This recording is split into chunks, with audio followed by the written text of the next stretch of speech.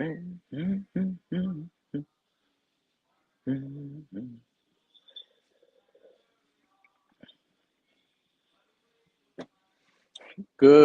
morning, everybody. This is live from the barbecue department at Wannemakers. I am Steve Krass. I am the grill department manager here at Wannemakers, the epicenter of grilling in the western suburbs of Chicago, carrying the best selection of barbecue products in the area. And we're located in lovely, beautiful Downers Grove, Illinois. And look at that, Mike Davis, I can see you right off the bat today. There's no Facebook user. Very good. There's someone there's on your Facebook. I have a feeling that when the feed shares to the group, so if you're in the It's All About the Barbecue group, sometimes I don't think it picks up your name, so I don't know who that is. But hi guys. So in the beginning, if you could kind of put your name on there, type in who you are, that would be fantastic, because then I can do a personal greeting. Mike Dave says, love it, happy holidays. So we have a guest on today. This guest I have actually just had on the Thursday night show, the Thursday night barbecue chat, with my good friend Ryan Hoagland. We just had him on a couple of weeks ago. So if you're looking for another show to watch on this guest, Tom McDonald, that's who that is. Tom, good to see you. So you can do that show. Otherwise, we are going to talk some of the products. And on that show that we had on that Thursday night, we talked about a bunch of products. And of course, everything that this guest talked about on the show, I did not carry. So, and that being said, I did bring in a lot of the stuff that we talked about on that show. So today's guest is going to be David. He is with Butcher Barbecue, and for ever and a day, we have carried for a long time. We have always carried their injections. A lot of people may be familiar with the Butcher's injections. We have the prime brisket injection, we have the pork, and we have the bird booster. That we've had in stock for a long time, but now we have a whole bunch of new different products from David, and we're going to go over some of those today.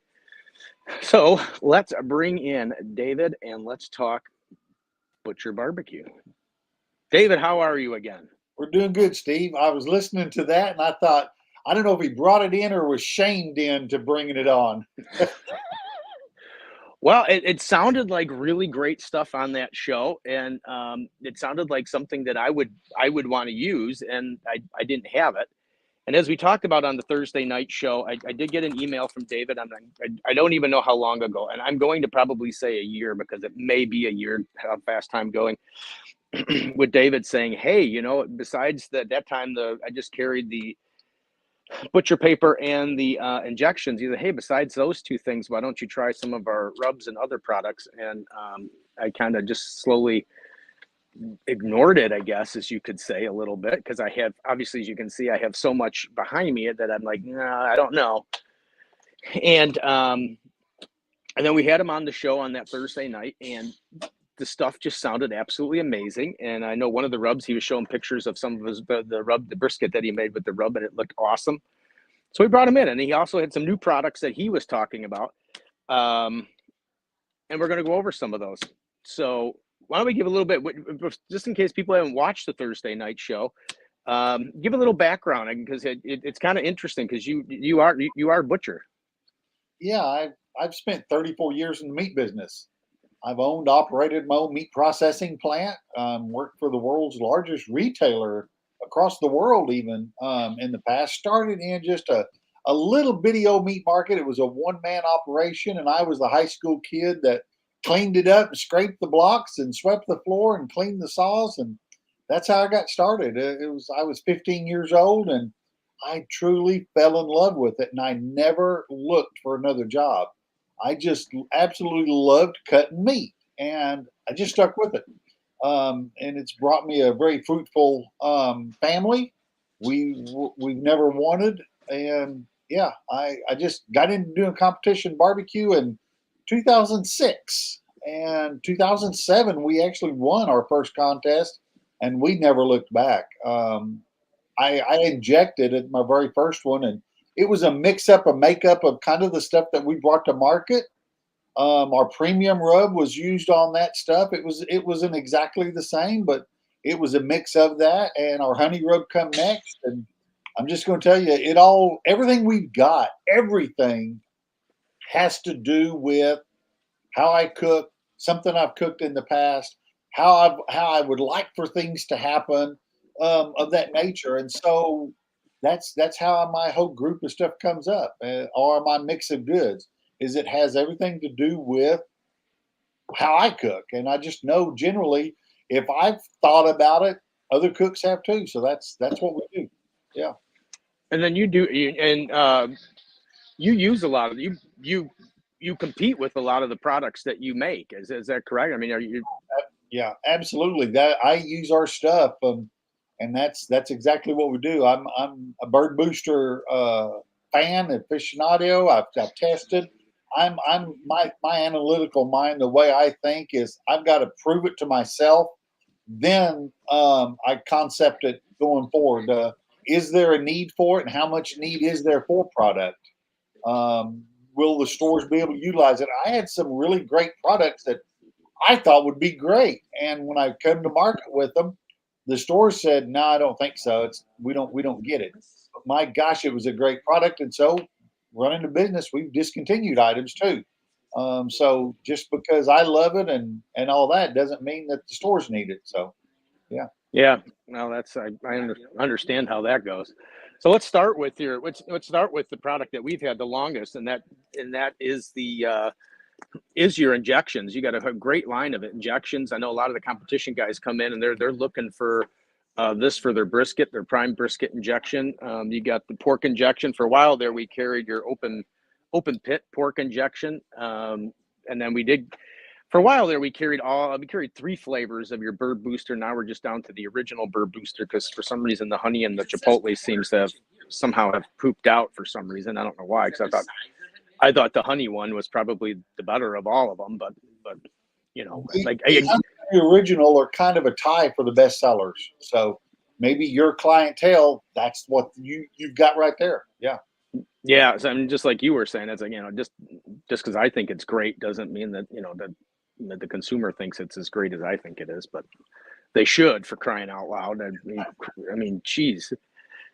So anyway, so what got you? What made you get into the injecting, and what's in your injections that make them so great? Because like I said, a lot of people use them. They win. And how did you come across the formulation of it? The injection itself, the original brisket injection is the not the prime, but the other one that we have, that just called the brisket injection. Hmm. I That is not much different than what we were using in vacuum tumblers, with skirt steak, flank steak, stuff like that in our meat shop. It's a little different because this has phosphates in it. It's still the same basic concentration of the HVP, the hydrolyzed vegetable proteins.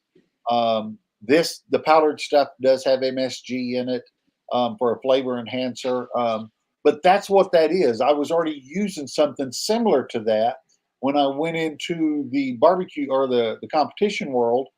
We thought we had exactly what we wanted. We injected with it probably 4, 5, 6 contests that first year, and I felt like it was missing a little bit of something. And so we come up with a product called Prime Dust, and that powder is nothing but dried beef flavoring. Hmm. And we sold that for a couple of years, separate like that. And everybody kept saying, "Well, we're mixing it just like you tell us. Why don't you just mix it up yourself and sell it?" So that's where Prime Brisket Injection came up. But we still have so many people that want to do their own cocktail with it. So Hmm. they mix it themselves, but we still sell the Prime Dust because chili cooks use it, burger cookers use it. They actually mix it into their meat. Um, and people want to add it into their wraps and different things like that. So we do sell it separate, but the best selling brisket injection is the one you have there, that Prime Brisket. That is the number one selling prime or brisket injection. Yeah, and is there I mean, is there a general application of when you would inject and when not to inject? I mean, I mean, does it make it that much juicier, or does it make it that much more flavorful that injecting? Do you have to do it? I guess is what I'm saying. No, you don't have to do it, but I highly recommend it for a few reasons. it will absolutely enhance the flavor naturally. And if you use the prime, it will bring a beefier flavor into it. Now, let's start with the first part of that question. When would you do it? The phosphate product itself needs to set a minimum of 4 hours in the meat, okay, for it to do its job fully. What it does is it adheres water molecules, product in the injection, which can be different flavors, to the outside cell structure of the meat. And it takes approximately 4 hours for that to operate properly, or to do it properly. So, but you can mix the injection up to about 24 to 36 hours earlier. We recommend doing it, and then you can inject, you can let it set 10, 12 hours after injecting. Work that into your process. Like, let's say you want to cook on Saturday for a football game. Friday, when you get home from work, you can inject your brisket, throw it in your refrigerator. That next morning, get up, put your rub on it, and start cooking. You don't have to do it, wait 4 hours, and then cook. It can set longer than that. It's just that it needs to set a minimum of 4 hours. And the reasons that we would recommend is it absolutely takes away the scare, the worry. Briskets ain't cheap. Let's be real. And it's a huge chunk of meat, and it can be very intimidating. So injecting takes an element away from, well, I hope this is a juicy piece of meat. Now all you have to do is concentrate on cooking it properly. That way, this stuff is done to the T. Now you just concentrate and be a pit master and get it cooked properly, and let everything else already take care of it.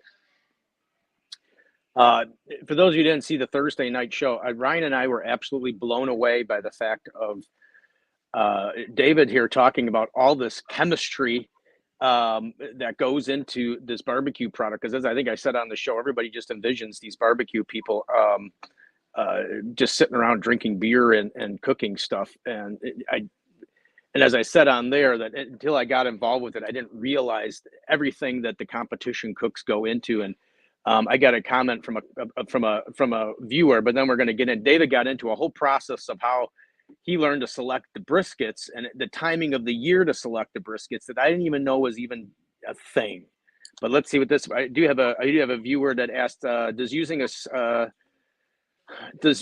blender speed up the mixing time? Okay, I'm going to break that into two parts. Does it speed it up? Absolutely, it'll speed it up. Is it necessary? No, because if you mix it in a shaker bottle, like a protein shaker, it'll be mixed up in 30 seconds to a minute anyway. But what we have found by using a handheld stick blender like that is you're whipping air into the mix itself.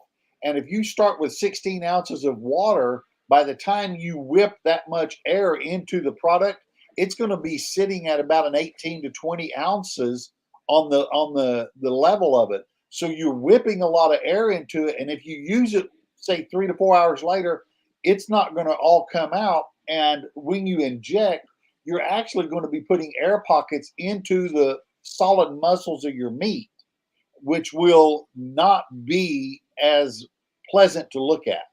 If you're going to blend it, let it set overnight, then you'll be fine. There's not a problem using a stick blender, but it absolutely needs to set for several hours before usage.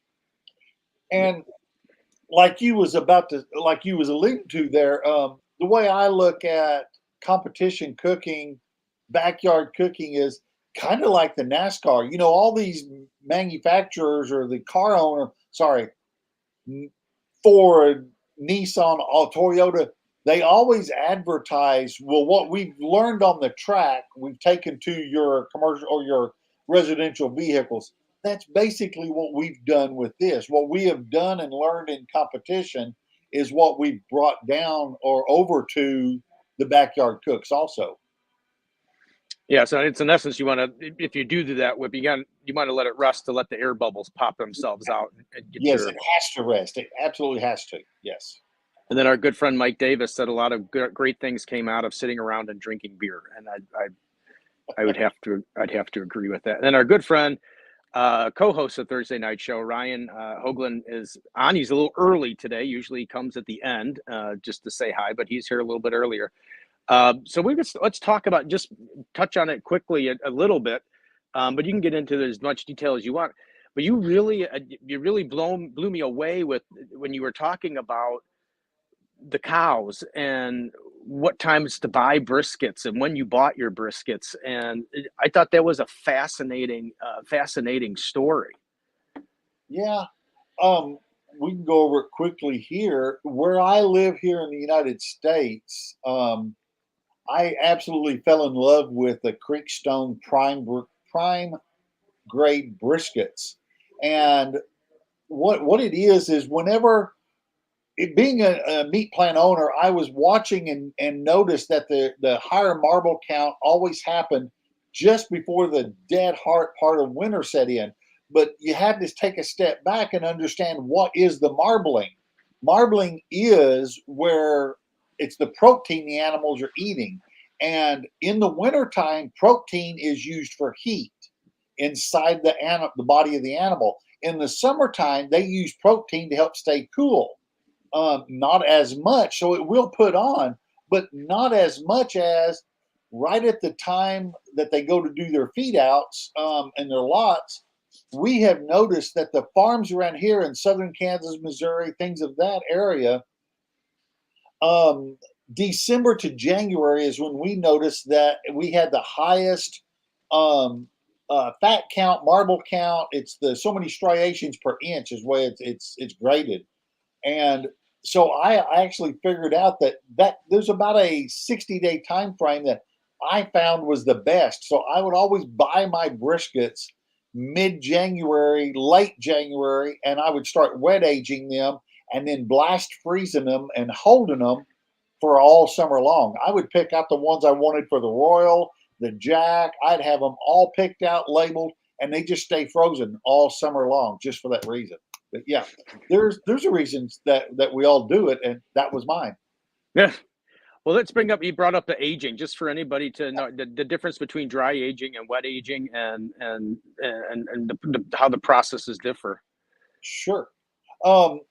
It's exactly as it sounds. Wet aging is allowing decomposition to take effect in a factory sealed vacuum packed bag.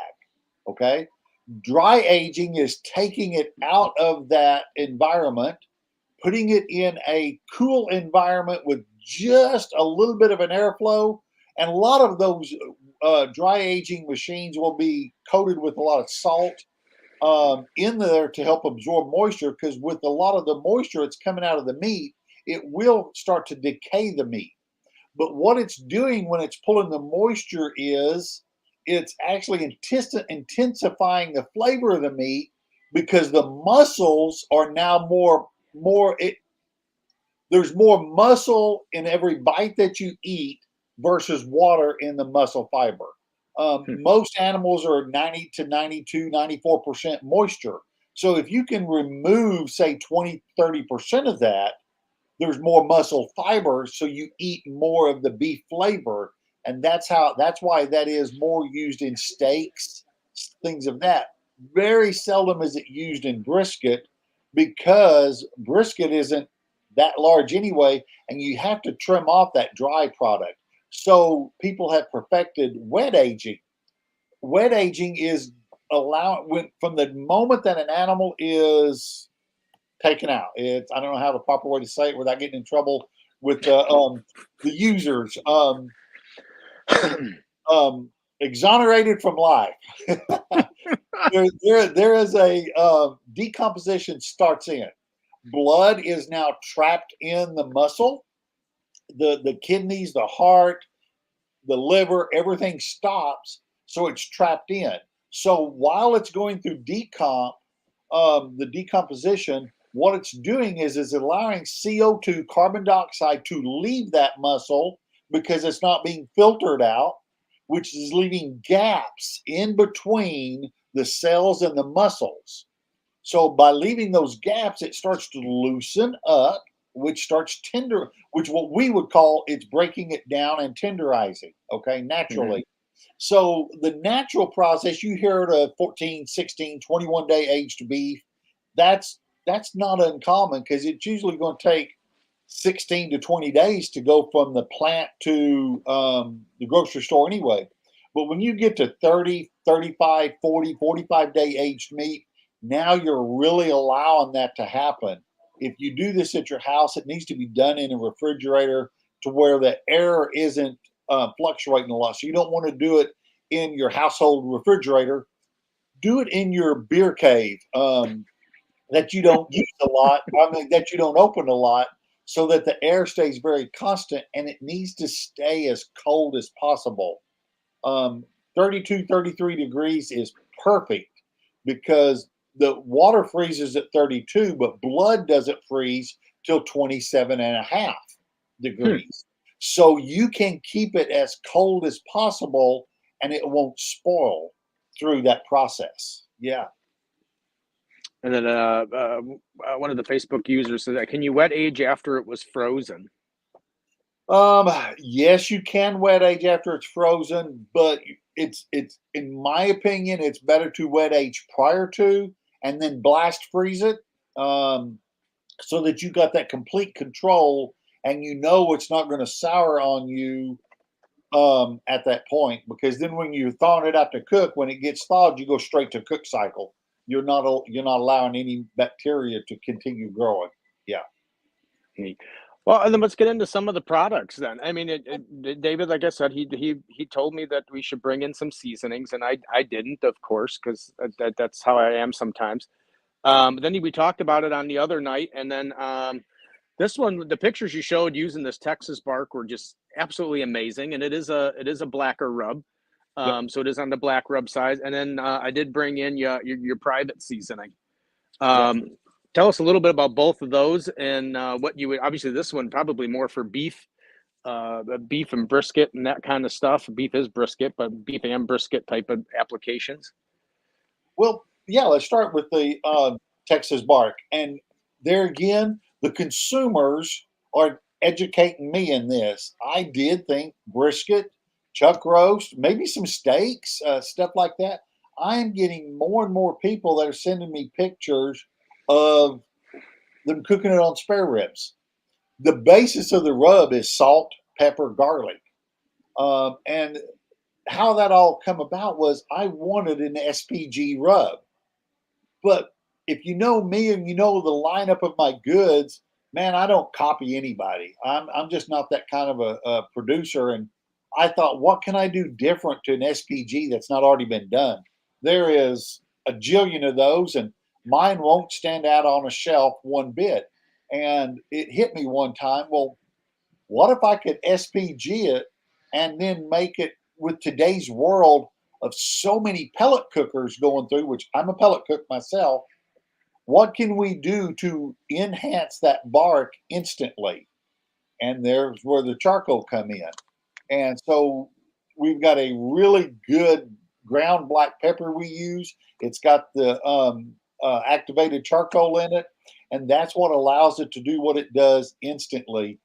And gosh, I was trying to find those pictures I showed you on ours of like the prime ribs. Yeah. Um, I'll scroll back. I say prime rib. It was a tenderloin I cooked. Here's a tenderloin. I cooked it on a drum. It was cooked an hour and 10 minutes, and the rub is completely set up. I mean, Oof, that is that that it's a nice that's bark. yeah, that's exactly what it was or is. Um, I will show you. Here is a brisket, and this is what we went over there. This is a brisket cooked on my pellet grill because I cook. I'm a pellet cooker. That's a my standard everyday old brisket that I've used for years. And then, whoop, and then here is the one with the bark on it. You can see it. Look at It the is difference. just like that. Same cooker, same time frame, same everything. But that's exactly what it does. But it's not just for color. It does have that great SPG flavor along with it. So That's how that is. And stepping over to what the private seasoning is, let's see, I think it was season 6 on the Pitmasters. We were down just south of Austin, Texas, cooking, and they gave us a 2-inch thick Wagyu ribeye. I think it was the cowboy ribeye, actually, to cook. And a version of that is exactly what we used on that. And I fell in love with it. And when I come back, I'm like, I gotta fine tune this. I really love it. But that's what that is. It's a very savory rub. It's got just a little bit of some green flakes in it, which is a cilantro. But it's just a savory type rub. It's great for steaks, chicken. I personally love it on pork chops. But that's the basis of those two right there. So yeah, so those are now both on the shelf here. I was kind of embarrassed when we were talking about on that Thursday night because this stuff looks so fantastic, and I didn't carry them, but now they're here. They are on the wall. So now you guys can come in and watch this video, watch the other video, and then you can come in here and now you can buy it. It makes me happy, it makes David happy, makes everybody happy, and the whole world is happy.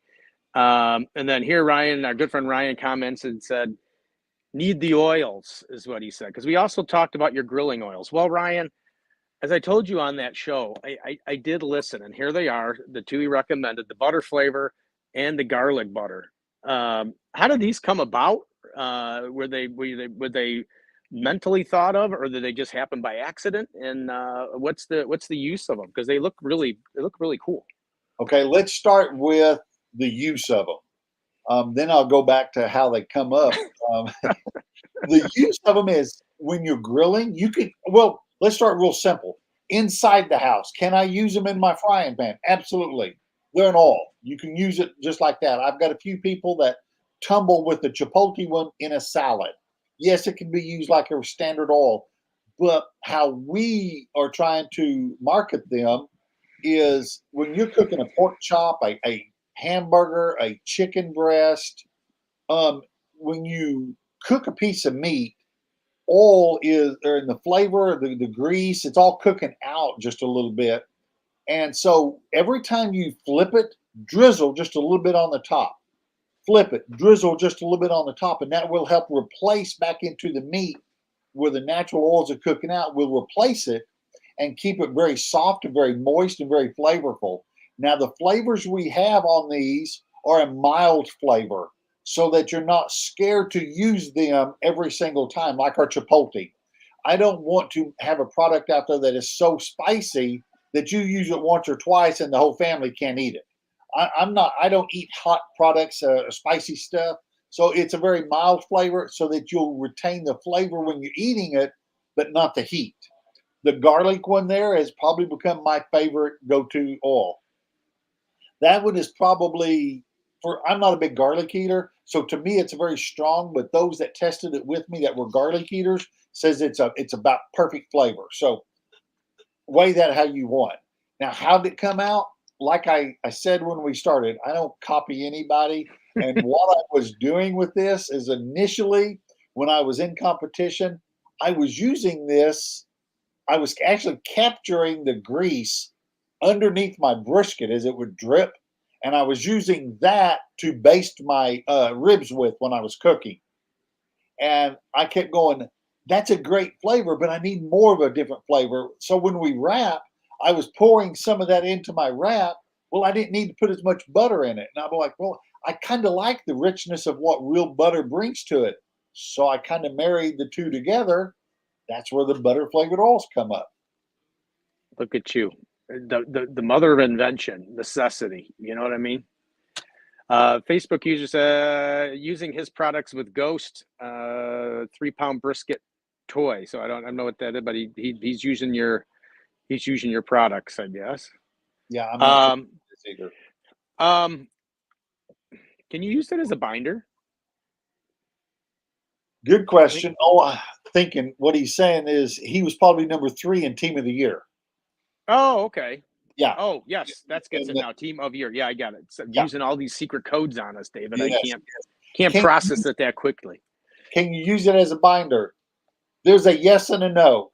Um, Initially, I tried it and tested with it, but it Hmm. seems like it kind of put a barrier between the meat and the rub with an oil base, and it didn't want to stick good. But since then, I have used it in longer cooks, and it's been great. So I think when I tried it, because I originally tried it with some chicken and it washed right off. I don't think I tried it with the longer, say on the outside of a pork butt or a chuck roast or something like that. I believe something with that. I believe you'd be just fine. Yes. Hmm, very good. And then it's a fun product, and I mentioned it on the Thursday night. I saw them. Obviously, when I go on David's site, it's like going shopping, uh, like at Amazon or something like that, but for wholesalers. And I came across these, and I think they're the. I don't know if anybody can see what it is, but they're it's baked bean seasoning. And David and I were talking about these in the green room and talking about how to use them. And I didn't realize, I thought you had to bake your own beans and then add that in there. But you don't. He said you could just open up a can of pork and beans and put a cup of this in there and then we'll cook it all up and you're ready to go. It'll enhance the flavor. Yeah, we've got three flavors: a bourbon and brown sugar, a smokehouse, and then our original. And what I originally did, okay, I've got kids just like everybody else, and they're they're in their 30s, and we'd come over and they'd open up a can of pork and beans, and I'm like, great, thanks. Put a little bit on my plate and keep going. And so watching our kids try to, because they were being chased between football practices, softball, dance, everything going on in life, and they just didn't have time to bring a lot of flavor to their food, or what they needed to do. So what I did, I actually just took simple pork and beans, whatever brand your favorite is, and you just take a quarter cup of that bean seasoning, mix it in with that, throw it in the microwave, heat it up, and serve it. It tastes like baked beans. It's amazing, simple, fast. Now, can you add it to your own beans? Absolutely. Do you have to use pork and beans? Nope. Ranch style beans, it works great. Will it enhance the branded beans out there that's full of flavor now? Yes, it'll definitely change even what's out there. I have, and I've actually got it on the label. You can kind of come up with your own household grandma style bean flavorings, take it to the office, and people's going to think that you stayed up half the night cooking a pot full of beans. Yeah. And that's always the best. And here's my good friend, oops, can't get to come on. Craig, and he's on from LA again. He was on that Thursday night show as well. So if you're having deja vu, Craig, that's because it is David again, and he's on this show now instead of the Thursday night show. He's on the Tuesday Wannemaker show. The last product that we talked about on the show, that David said he was getting them in, and then obviously we tried to, as we were talking on that show, that we want to concentrate on things that would be great for Christmas, and all these things are great for Christmas stocking stuffers, things for people with that are into barbecue if you're looking for those gifts. But he mentioned knives, and he said he finally found some knives that he thought were worthy of. Look at that shine on that, the worthy of it. So I did bring in the chef knife because I still have some chef knives from Gunther Wilhelm that I got that I'm almost out of, and then when we get out of those, we'll bring in David's. Um, so we got the boning knife, and then we finally, because I haven't had one forever, is we did bring in the like the brisket slicing knife, and these are awesome knives. The nice thing about them is you can open up the package, not to steal it, but you can, so people can actually try it. And they're very lightweight, and they seem well balanced. How did you come about them, and what made them to your liking that you were willing to slap your name on them? Well, there again, like I said, the 34 years in the meat business, I know what I used. I know what I liked, and I know what I didn't like. I wanted knives 10 years ago, and I could never find something that worked that, like you say, I wanted to hang my hat beside. And I found, I don't even have that here, but if you'll look at the blade of that boning knife, the blade is very close to the quillion on that. It's not really, yeah. Hold it up there in the camera. Okay, down at the bottom, the blade comes real close down there to the bottom, and what that does, that hits your counter, your cutting block, real close to the quillion right there.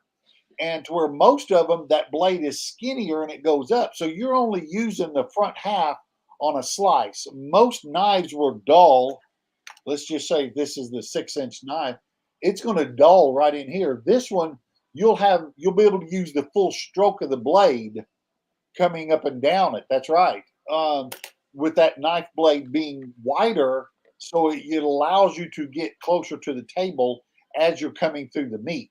So you'll get a full stroke on the blade itself. The blade itself is a high German style stainless steel, and there's a Rockwell scale, kind of like we grade our beef on a select, choice, prime. There is a scale also on metal. And most kitchen knives are going to be on a scale of about a Rockwell hardness of about a 52, 51. Anything over a 55 to a 60, 61 is going to be on the higher end metal, which is used in great knives. We are at a 56 plus. Anything above that, the knife blade itself gets very brittle and it will chip and or break. So that metal is used in another world, more of a razor stuff, like a razor blades type metal. But that is the purpose, and the handle itself is designed for the way you grip it. If you'll the top of that handle, right behind the blade, it's flat. That way your thumb can go right on it. There you go, right there. And it'll allow you to twist and turn as you're going around bones or slicing. And then if you'll hold it up there, you'll also see the sides of it. It is also flat for that very purpose, because some people, I'm pointing like everybody can see what I'm looking at there. Well, I'm trying my best. I'm trying my best to show it Yeah, without causing an emergency situation live on air. Some people use a knife where their thumbs is on this side, and it's ambidextrous to go. Yeah, right there. That is also designed as flat, and you can see the flat part right there. But the ergonomics of it, you'll be able to use it for hours, and the balance is exactly what you're saying. The longer the blade gets, we've got it balanced properly for the amount of metal in it. I myself worked extremely hard on not just the blade, the angle that it's sharpened. We've got it sharpened at about a 15-degree angle so that it can be used with the steel properly. Then the blade, the weight, the handle, all of it, the front quillia in the back, it's got the safety for all that. There's a purpose for everything on that. And it is designed to be a professional knife that is economically priced to where everybody can have one. Everybody can use it. And that's what we brought to the market. Proud of it. The packaging. I've even been asked, well, do you have something that you can help protect the blade with while it's in the drawer while I'm not using it? Yes, the package it came in. That cardboard slides out. Once you have the knife dry, set it back on there, slide that cardboard back in. It can go right out by your grill. It can go in your kitchen drawer. It can do anything. That package is designed to help hold that product. And as you can see, I get quite I just did this like 16 million times with the other knife, and then now that you're talking about the ease of the cardboard sliding open, I can't get the cardboard to come out. But there you can see how easy it is. It's like its own little carrying case. Yep. Yeah, I really like the brisket. I'm really excited because, like I said, we've been I've been looking for one forever, and it's a nice blade. I can stand back a little bit. It's a nice and I'll it's explain. a nice blade. It's called a grunton blade, and what that is, those marks on the sides, and what it is while you're slicing whole muscle meat, roast beef, pork loin, things of that, the brisket. As you put a piece of meat or a knife through a blade, it's going to get caught on that solid muscle. So that allows little air pockets, so it doesn't catch and it wants to jump as it goes through that. So that's what that's for, is it allows it to be sliced smoothly, making a perfect slice. Yep. I feel like I'm on QVC with This set of knives. We got 10 minutes left in the show, and in 10 minutes, if you order now, it's the same price as if you ordered it before. Yeah, so that's yeah. All these things are great, and if you have a barbecue person that's looking for some stuff, that's why I kind of wanted to have David come on today a little bit to go over these products. These are great Christmas gifts, and then we did also bring in. I had some from another company, but I think that company's having issues. But we did bring in some of his hot gloves, or cotton gloves. They're cotton gloves. I call them hot gloves because that's what you usually use to put under the nitro gloves. But we did bring in some of his gloves. The other product we have here, we've had it for a while, and I was talking to David about it in the green room.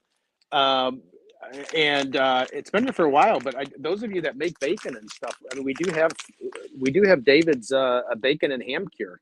How do you go about using that, David? Because help people understand what's the process of going through that, and maybe get people to understand to do their own bacon a little bit. That is the exact thing. That is the same exact cure we used in my meat plant. I loved the flavor. Everybody around here loved it, and that is a 1.75 pound product. That is good for a gallon of water. So that is enough to do a ham. You will inject it into the ham as close to, if it's a bone-in ham, down around the bone as much as you can. If you have anything left over, you can immerse it in that and let it soak. It needs to penetrate in the meat before you smoke it, especially a ham, because that's what it's doing, is it's curing it. It's preserving it so that it doesn't spoil during the low, slow cooking process. Now, on bacon, you can do that and cook it. Probably, if you inject it, you can probably then soak it. Say if you stored extra belly on a cookie sheet, you could probably smoke it within 3 to 5 days. If you're going to do the old slow process and spend 10 to 12 days just letting it slowly soak in, then obviously you don't want it to spoil while it's in your refrigerator, and that's what the cure side of it's for. But it is exactly what it is. It's a sweeter type cure. It's got brown sugar in it, and it's just a ham and bacon cure. You can make Canadian bacon with it if you want to do a boneless pork loin, especially with today's market. I mean, boneless pork loin is so cheap. You can make some of your own Canadian bacon. Slice it up and have it in your freezer for making pizzas. Yeah. I like that. Ryan was asking, it was very persistent because he said pricing on the slicing knife. Then he quickly followed up with, I missed it if you said it. Well, I didn't say it, Ryan. It is $32.99 for the slicer. Whoop, whoop. Which is a 12-inch blade. I don't think we said that. That's a 12-inch. 12-inch blade. And then this is the 6-inch, the 6-inch boning knife, I believe. I'd have to run over to the peg hook and take a quick look, but I want to say it's like $22.99 for the boning knives. I think great price for the knives, and to get a good knife at that price that's awesome. Because you can spend thousands on knives, and not thousands, but hundreds. The blade on the boning knife, that is a 6-inch curved, and it's classified semi-stiff. I know I didn't mention that, but those that are in the know would want to know. Other ones, right, they won't realize it, but it is classified as semi-stiff. So neither of them are flexible, is what you're saying. It's not classified flexible. Semi-stiff. Ryan's classified like that sometimes. Ryan, you better get on there and defend yourself. I got to be careful because this is the family show. This isn't the Thursday show. Yeah, so that's it. So get in here and get yourself some of the Butcher's products. Try some of them. If you've been around and you want to try new things, like I said, the butters. If you need new knives, get in new knives. But all great stuff for Christmas that you can get here. Good evening, Stephen, friend. That must be my good friend Adam over there in Germany, saying hi, because he always watches it in Germany. It's the evening show. So I think you need some of these, Adam. I think your wife needs that. That would look great on that Traeger as you're cooking brisket. So you were on, David. You were on right before the Thanksgiving time. How did the Thanksgiving turkey turn out? I carved on 2 of them and cooked none. Beautiful. That's the Um, best way to do it. yeah, my mom wanted to do Thanksgiving at her house, and I asked if she wanted me to cook the turkey, and she says, "No, I've got it." When I got all this, she asked, "Hey, but would you come and carve it?" Sure, not a problem. And then Sunday, our kids was having one, and so all the kids and all the grandkids come over, and my son-in-laws last year for Christmas, both my son-in-laws, I had bought them a drum to start cooking on. They fell in love with my drum. They did a little backyard cook, and then they wanted to get a drum. So I bought each of them a drum. And so they wanted to cook the turkey, and they did a wonderful job with it. But neither one had carved a turkey. So I got to get in on that part of it. So yeah. Yeah, that's the best part is carving it. What type of what's your favorite type of drum? Since we're on drums, just to I kind of cook myself on a Gateway. that's what I got. I bought them some of the Kelly drums, Kelly Works. I think I've got one of the Kelly drums at the house. I think I've got 3 Gateways. I've got pellet grills. Let's see, I think I'm down to 4 grills. I've got 3 pellet smokers. It's a humorous story, but I've got probably 12, 14 different cookers around the house there. Weber's, not counting them, but they're, my wife knows exactly what I got. We joked about it a few years ago. I was looking at this one. I said, "You got more horses than I got cookers." And she says, "No, I don't." And she named, "You got this one, this Every single one. Oh, she named every one of them, and it scared me. I'm like, "Oh my gosh, she knows what I own. This ain't good." Of course she does. And yeah, the next day I thought about it, and I actually texted her, and I said, "Hey, Bambi's pregnant, so you got an extra horse there." And she informed me, as long as the feet ain't on the ground, it don't count. Don't So count. You don't get another smoker.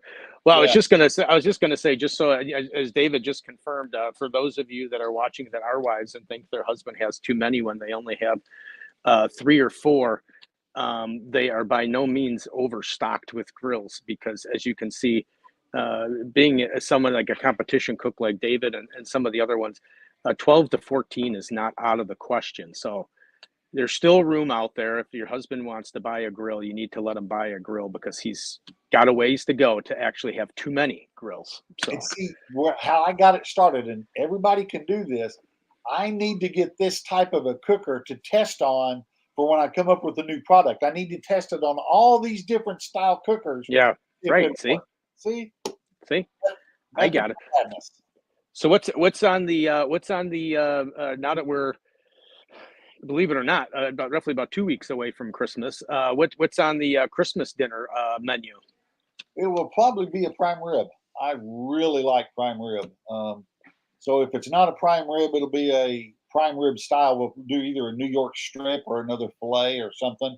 But if the wife has anything to say about it, and it'll probably be prime rib. How you preparing it? What rub are you using on it? I'll put my private seasoning on that one, and then top it, with that right there. I will top it with the Texas bark. Yep. Oh, no. Oh, okay. Yeah, Yeah. to give it that cheddar. Awesome. Yep. All right. Oh, yeah. Ryan was and defending himself. Ryan said, "See, he was working and he missed what he said." Yeah. So, Ryan, when he can't hear something, he uses the working crush. Um. Oh, let's see. Craig said smoking a rib roast today. Oh, Oh, good nice. job. I wish I I'll could have to do go that. back and check my text messages. I must have missed that text message that he was cooking for us. Yeah, right. I know. Let's see. Oh, yeah. Mike D wants to say a great show. Don't forget to sign up for the 2024 MBBQA.org conference and Padrati Ranch in San Antonio, January 31st to February 3rd. If you submit any runs of sauces for the Awards of Excellence, they will be judged this weekend. So there you go, David. Make sure you get these into the. I missed last year. I was at the year before, but this year I've already got a trip planned that weekend. I'll be in Pennsylvania that weekend. Yeah. Oh, Well, your rubs can still be there to win. I mean, We have won several times with them. Yes, we have. So, all right, David, thanks for coming on. It was again, something you don't understand. Some, doing the shows, it's the hardest part isn't doing the show. The hardest part is finding a guest to do the shows. And a lot of you don't know what's involved in doing finding guests and trying to contact people.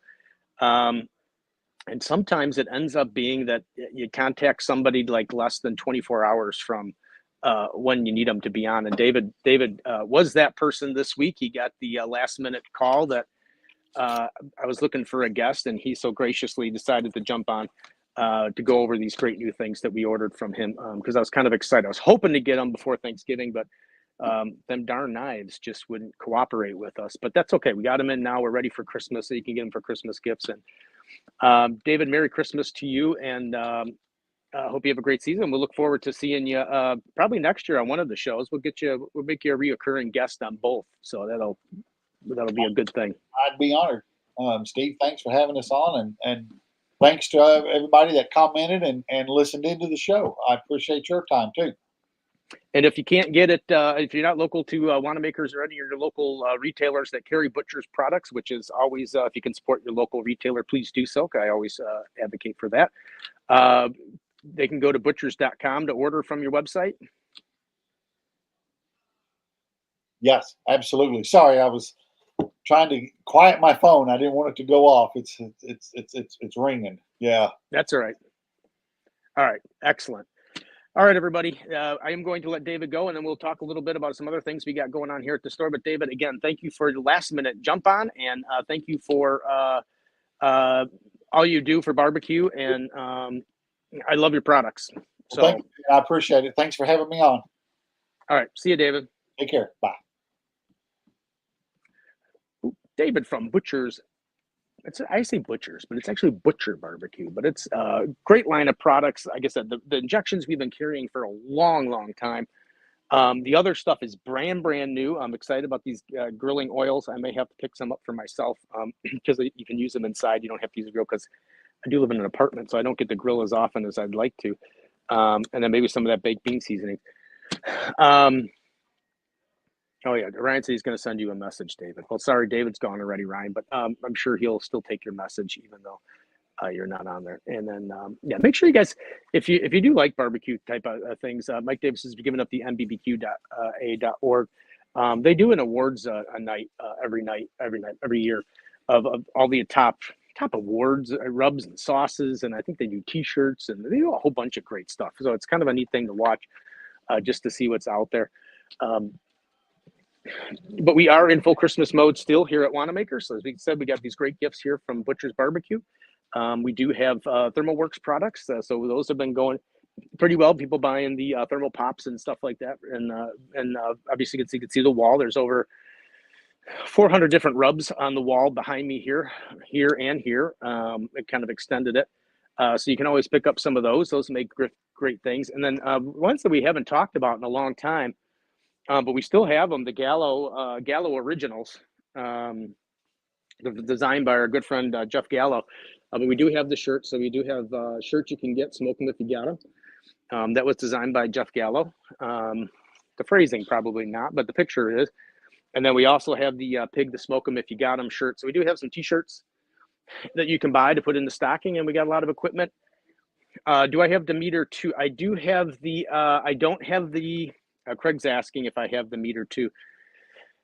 I don't have the latest meter. I have the meter plus. I don't have the meter two. I have not gotten that in yet. It probably at this point in time, it may not be until closer till the spring, because as I've said before, the store's getting ready to go into its retail hibernation, because it usually slows down quite a bit here after the Christmas selling season. And that's why we run our classes, which Ryan had mentioned earlier. I'll grab my sheet so I can show you guys. But we do have the full assortment of classes that are coming up, which also make awesome Christmas gifts. If you're looking for Christmas gifts, you get the brisket class in January. You got the pork and rib class in February. And then I'm going to try and keep this little guy out of there. And then you have the Grill Master class in March.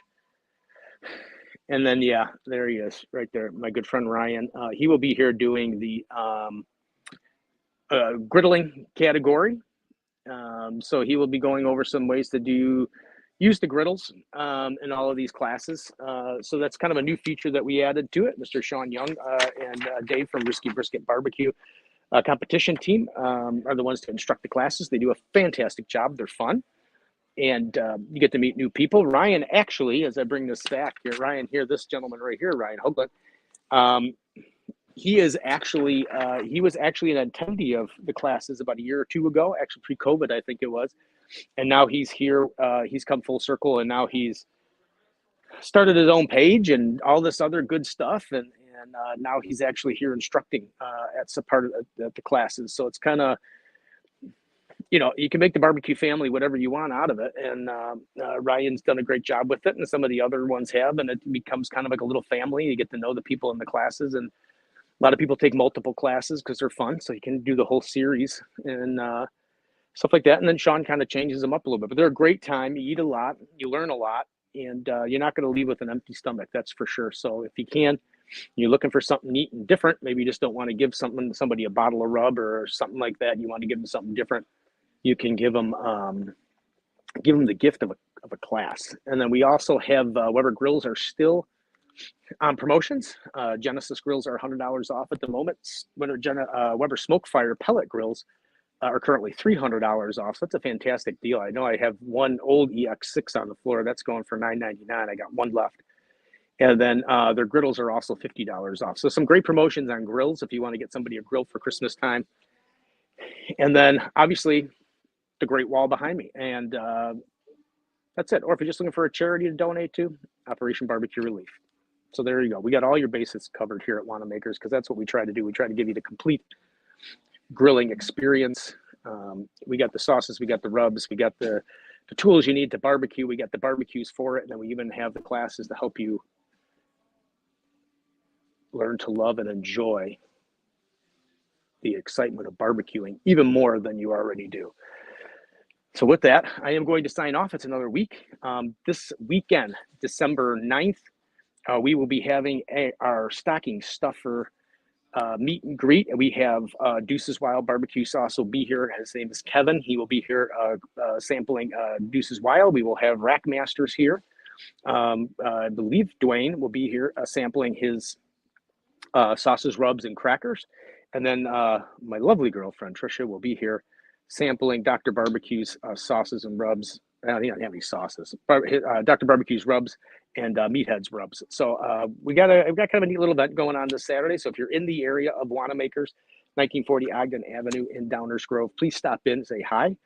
Let's get the barbecue family together for almost like a little Christmas reunion type of thing, and let's enjoy the season because it is kind of a neat holiday season and it's getting close to the end here. And as always, as we end the show, as always, be kind and courteous and respectful to everybody that works in the retail or any kind of customer service industry. They are doing the best with what they have, and it is going to get busy. So let's just keep in mind that you're not the only person shopping in the buildings. There are other people who have the exact same ideas as you do and that you want to come and shop, and everybody is trying to handle the crowds the best they can. So please be respectful and kind and courteous to your fellow shoppers, as well as those that work in the stores, such as myself.